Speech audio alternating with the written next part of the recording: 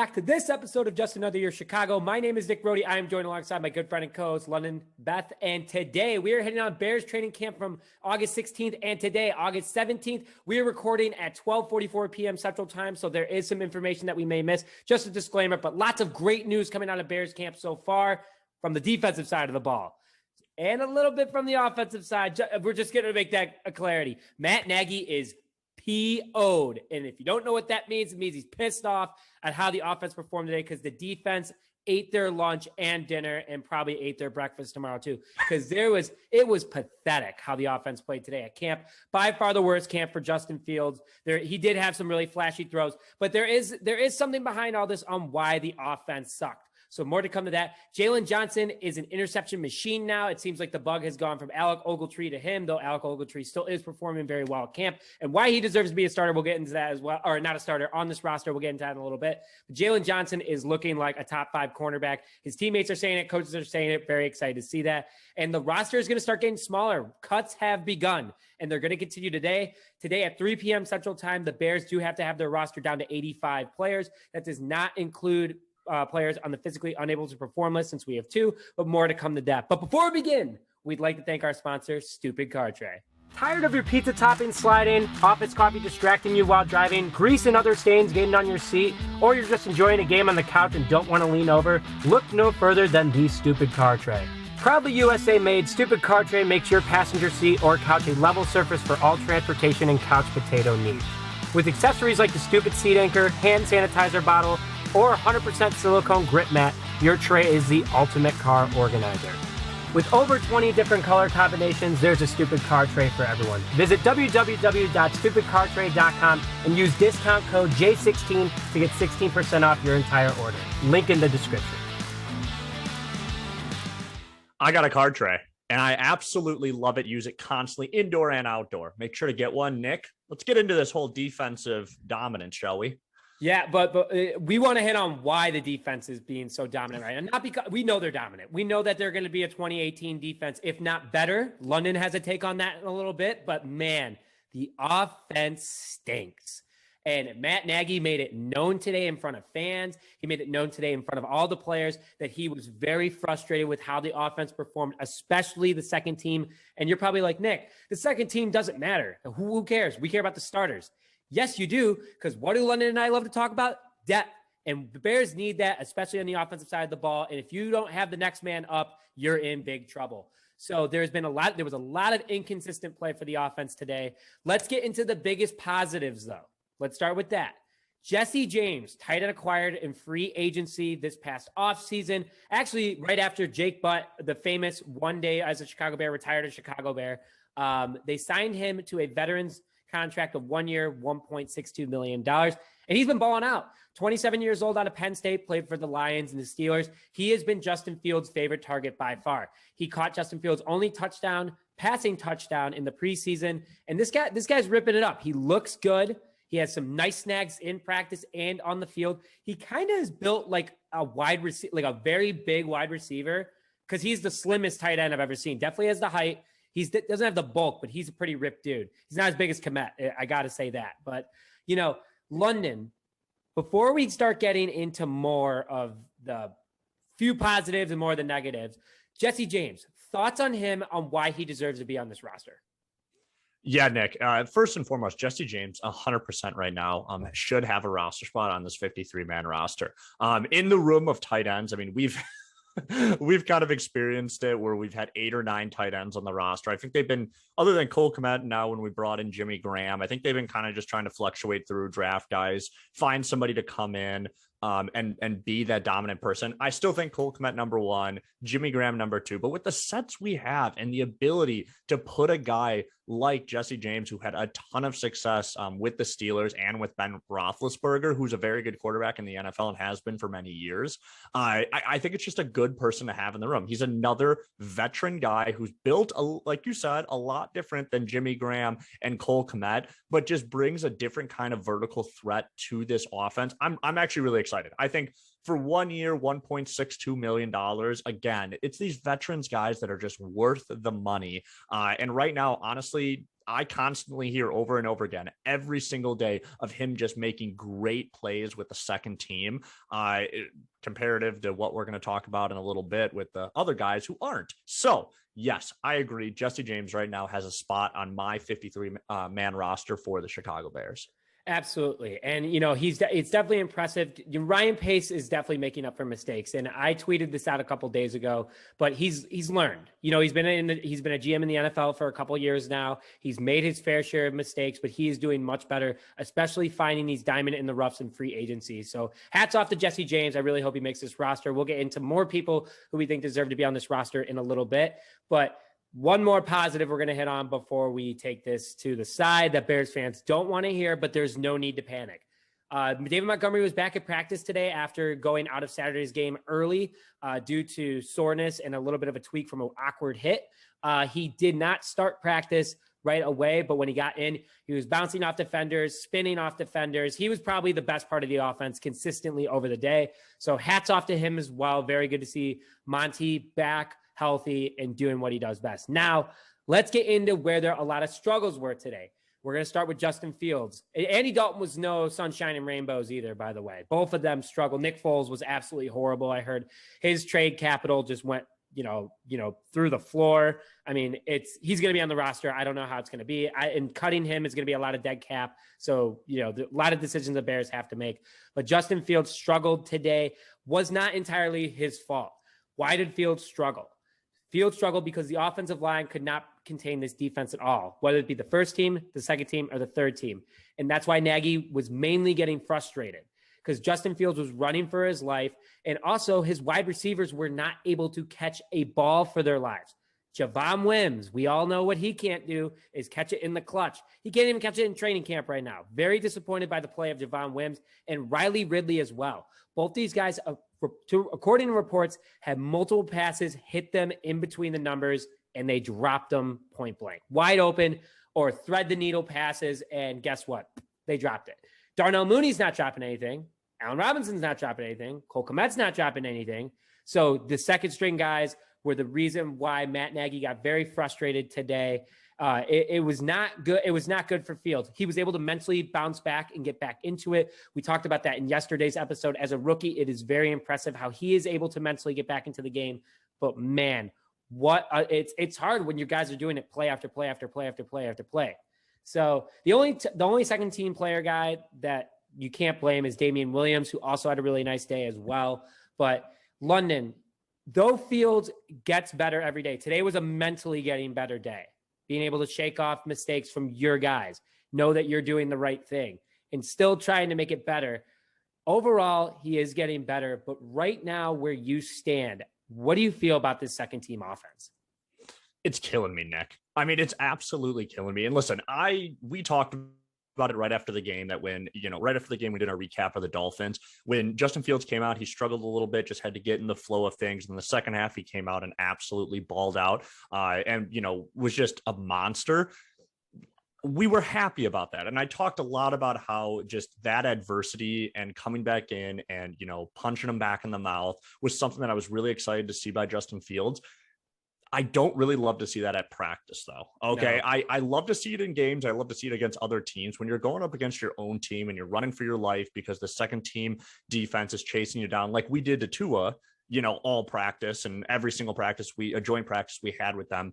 It mentally kills you being on a football field when you're in practice. And I've honestly been that wide receiver where, it was a really good play. We set it up perfectly. You run a back end wheel route or something like that, and you're wide open in practice, and everybody's just like, oh, and then you drop it because you take your eyes off and stuff. It deflates everybody on the field. It even deflates the defense, because it's not like these guys don't want to see Javon Wims and Riley Ridley succeed. You know what I mean? Like, they want to see the offense succeed, and it just is a complete deflation on practice constantly. And I understand why Matt Nagy was so frustrated. He was swearing up and down the sideline per reports. And honestly, I've been cussed out because that, it happens. The one thing is, if you are that wide receiver like Javon Wims and Riley Ridley, you are pushing for a roster spot. And if you continuously do this in games and now also in practice, that's really going to hinder you, but it's also really going to hinder this team because Justin Fields is constantly going to have to, forget that play, move on to the next one, forget that play, move on to the next one. Reports say that he did have a good second half of practice, which is good because he rebounded again, but it's just like, is he always going to have to constantly rebound with these guys and put them on his shoulders and do it? No, that's tough for me. I mean, and Nick, I'm sure you can agree that is extremely tough for me, but just the mental part of these plays being missed is greatly going to affect practice constantly. And also it's going to go into games. And that's just something that you can't have on the football field. Yeah, and it creates tension between teammates, guys, obviously, and especially right now if roster cuts coming up. But this is where I want to calm down Bears fans. Justin Fields is running with the twos. He's not running with the ones. He's running with the twos. A lot of these guys are fighting for a roster spot. He is going to be on the roster. And obviously, he's going to have the best weapons possible in order for him to succeed in the NFL. So when you think about, gosh, he's not hitting passes. He's not hitting passes to Javon Wims, but he's hitting passes to Allen Robinson because Allen Robinson is going to catch that ball. Same with Darnell Mooney. Same with Cole Kmet. Same with Jimmy Graham. Same with Jesse James. Over Marquise Goodwin. Overall, there's a deep breath that needs to get taken in regards to the passes. The offensive line, different story. That is a struggle right now. And that was the first day that they've truly struggled. I think that they turned up the intensity of practice. That's kind of what I'm hearing too. It's that they're like, guys, we play each other. We know how each other work. Let's really turn it on. And they weren't able to do it. We do have a new offensive lineman, Jason Peters. So that's good. But we're going to get into that a little bit more. But just wanted to be clarified. Andy Dalton also struggled too. Again, no offensive line, but he's hitting his targets. And the people that dropped Andy Dalton passes were Javon Wims, Riley Ridley, and those kind of guys. The guys that are fighting for roster spots, and this makes it that much easier for Nagy and team in order to make these decisions. I'm trying to also look and see if anything's happened during this call. So please excuse me if I'm looking back and forth to see if there's been any cuts, because cuts are coming. And I think that a big name like Javon Wims and Riley Ridley very well could happen today, especially after the practice that they had.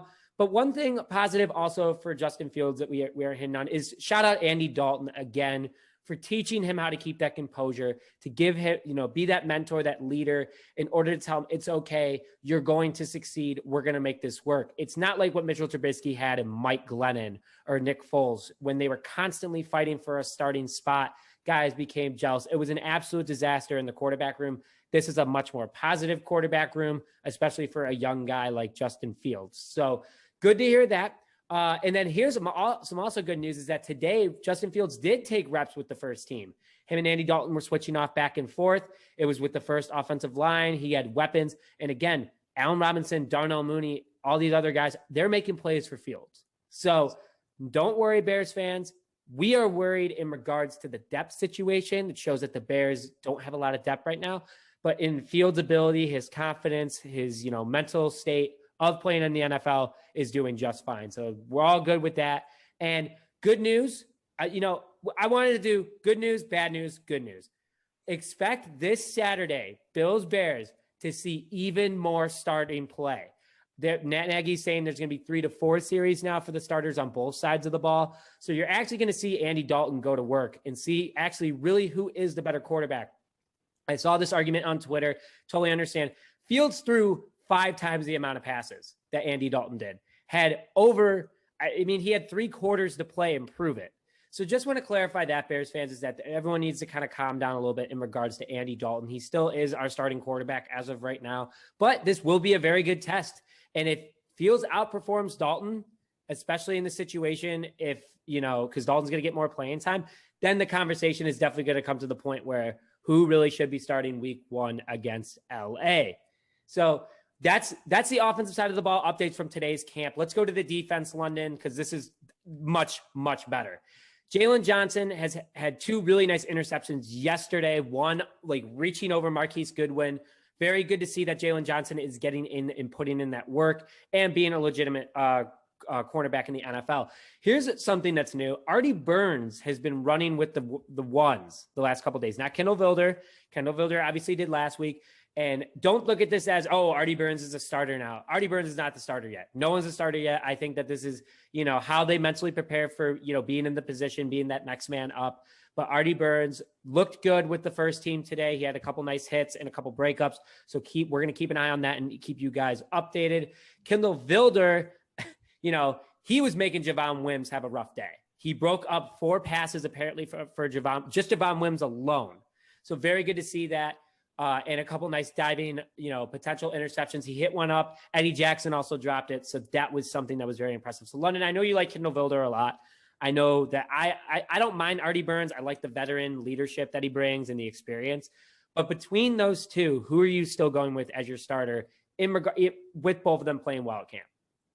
Yeah, I'm still going with Vildor. I know that they're kind of just trying to rotate players and stuff. I mean, Jaylon Johnson, what this shows right here, Jaylon Johnson is the bona fide number 1 guy. Okay. So they're just trying to figure out who's going to play nickel and who's going to play 2. And I think that's the biggest thing. And if Artie Burns on the other side, Artie Burns is bigger. I will put that out there. He is bigger than Vildor. Vildor is kind of a smaller guy. So I think they're just trying to play with sets, see, where people can fit and how this, and I think, Coach Desai is just trying to figure out what the best production for our secondary is when we step out on the field. So I'm not worried about it. I still think Vildor is the better corner, but at the same time, because of his height and because of his size, I do think he will be better in the nickel. Am I sold on Artie Burns? No, even though he came from the U and he was a first-round pick, I'm still not sold on him. But another huge thing that a lot of Bears fans should, again, continue to be a little concerned about is we still hear nothing about Desmond Trufant. I think he's gone. We're hearing more about Artie Burns than Desmond Trufant. I think you're right. I don't know. I don't know. I think Desmond Trufant will be one of the big names that I kind of hit on earlier that will be off this roster within the next week or two if he doesn't perform. He was out on a personal day yesterday, but his resume is looking pretty rough right now. Few more defensive points. One I'm actually pretty worried about. So positive, Marquis Christian, who is on the Bears roster, fighting for a roster spot, had a really good day today. Had a couple interceptions, good hits, pass breakups. He was all over the field. So good to see that from the young buck. We'll see if he ends up making the team or not. Definitely this week against the Bills is going to be a big test for him. So here's where I'm worried. Akiem Hicks stretched today at the beginning of practice, was seen socializing with guys, and suddenly Matt Nagy goes up to him and says, hey, you have to go into the locker room. And before that, there was reports that Nagy, the head athletic trainer for the Chicago Bears, ran up to Matt Nagy with a very distressed look in his eye and said, hey, they were talking, and then Nagy goes, okay, went up to Hicks, told him to go to the locker room. Nagy was on the phone for about 5 minutes. No one knows who he was on the phone with, and closed it. Head athletic trainer, they exchanged some more words. And then the head athletic trainer ran into the locker room. There is no confirmation of what that meant. But Bears fans are kind of flying blind right now in regards to Akiem Hicks. I'm looking at my phone, seeing if there's been any updates. There hasn't. So stay tuned to our Twitter, stay tuned on our Instagram for more updates on that. But overall, the discussion I want to hit on is that the defense is going off. The defense looks really, really good. They have depth. They're playing with that desire. They're playing like they should be, how this defense was built. And it's something that Bears fans need to be very, very excited about. They had themselves a day today and yesterday. It looks like it's only going to get better. In London, do you think this squad could be better than 2018? I knew you were going to say that, Nick. Yeah, I knew you were going to say that. No, I love that. I knew you were going to say that. I know in our comment section, some people, like the old heads, are like, oh, stop bringing up 2018 and stuff. But that defense was like the number 1 defense in the NFL that year, like literally the number 1 defense in the NFL. And so it's the closest one that we can relate to. I do. Okay, I am going to put it out there right now. I think this defense, this next coming year, is going to be a top 2, if not the best defense in the NFL. I think Coach Desai has absolutely took it, just took the reins and put players in positions that have made them succeed, such as Alec Ogletree, just to say a few. I'm very excited to see what they do. They dominated the Dolphins. They're killing it in practice. They're winning every single practice every single day, and they're just living in the backfield for our defensive line. I am extremely excited. I honestly, like I said, I had a few concerns with the depth and stuff like that. Those have pretty much completely gone out the window, barring, knocking on wood, barring injuries, this defense will be absolutely phenomenal this year. And it's something a lot of Bears fans should be very excited because this defense is going to keep us in games. It's going to keep us in games. And if our offense can be just a tad bit better than what it was last year, that will win us games because our defense is not going to allow teams to just go up and down the field on us, period. So I agree. I think that this defense is silly good, not even stupid good. They're just silly. I mean, it's very exciting to be a Bears fan. A lot of these guys are also under contract, which is good. So this isn't just the last year of the potential success. I just pray Sean Desai does not have I pray that him the best success, but he stays for at least 2 years because the window of gap, and then Justin Fields in theory will be a starter next year. So more to come on that. Before we close out this episode, I want to hit on a few roster updates, including injuries. So the Bears have to be down to 85 guys on the roster. Again, not including injured reserve or physically unable to perform PUP list. We have 2 guys on it, Tyreek Cohen and Jermaine Ifedi. So those guys are safe. But they have to be down to 85 guys by 3 p.m. CST. Right now is 1:04 p.m. during the time that we are giving this update. So please do not come to the comments and say we missed anybody. We did not have that, but stay tuned for our Twitter. Bears have put or cut these these players on waivers or potentially have cut these players. Wide receiver Justin Hardy, offensive lineman Gage Cervenka. I was kind of shocked about that one. There was a lot of hype around him, but again, they can always bring him back. He was placed on waivers. Defensive back Deontay Ruffin, who had a pretty good game. He had a takeaway in the preseason game, ended up being put on waivers. So I was kind of shocked by that. And then wide receiver Jester Way was also put on waivers. Again, not updated at the time. They have till 3 p.m. So expect more updates to that. Check out our Twitter for that one.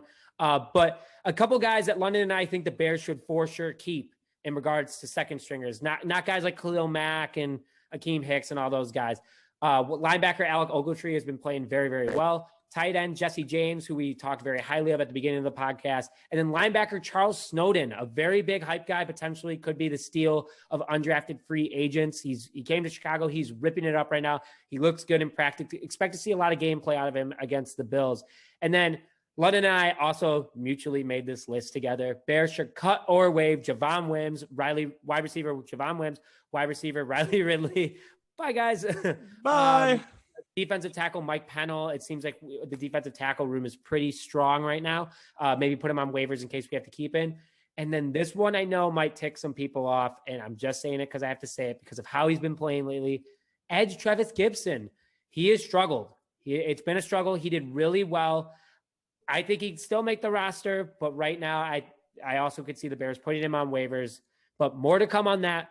Don't wish this upon anybody, but the NFL is a business. We want to win as a team. Wishing them the best of luck. Maybe you can find success elsewhere. Injuries and players that are out. Teven Jenkins is still out. I really can't say much more to that. Not good. Not good. Still back injury. Roquan Smith is out with a groin injury. Robert Quinn is out with a back injury as well. Ryan Knowles out with a chest injury. The newest injury update is Bedara Traore. He went out with a knee injury. He was actually carted off today, so wishing him a speedy recovery. Hopefully nothing serious. Michael Joseph is out with a broken thumb. It was a hamstring last week. Now it's a broken thumb. James Daniels out with a quad, but could be back later this week. Could be in our Friday episode, so stay tuned for that. Josh Woods is out with a quad. Trey Robinson, quarterback from the Canadian League, is out with a knee injury. And then Jermaine Ifedi and Tyreek Cohen on the physically unable to perform list. London, before we leave today, out of all these injuries, which one hurts the roster the most? Without that isn't Teven Jenkins. That isn't Teven Jenkins. That isn't Teven Jenkins. Man, that's a good question. I would say Roquan Smith. And the only reason why I would say Roquan Smith, okay? But Alec Ogletree is playing absolutely phenomenal. He's commanding the defense, and he's a veteran on the team. So I think they're giving Roquan Smith time to heal. So absolutely. Again, it's okay. Overall, I'm going the guys that are still on the PUP. Okay, it's Ifedi and it's Cohen, because those two guys are absolutely like huge to this offense in so many different ways, whether it's scoring, and being a versatile player like Cohen, or being our right tackle like Ifedi. Those two guys just still being on the PUP. I'm hoping that they absolutely can have a very speedy recovery so that they can get some practice time before the season kicks off, maybe with, the last two preseason games, the last preseason game, I don't know. But if James Daniels comes back, whoo, baby, that would be huge. Huge for David Montgomery, huge for Andy Dalton, huge Mm-hmm. for Justin Fields. So stay tuned for that. So big day from training camp, a lot of information. We'll be back with you guys tomorrow discussing more, hopefully with some good news, but we'll see. London and I are very, very nervous about some of the updates we're going to bring in the next couple of days. But with that, thank you very much for joining this episode of Just Another Year Chicago. My name is Nick Brody. I am joined alongside my co-host and good friend, London Beth, and we will see you guys next time.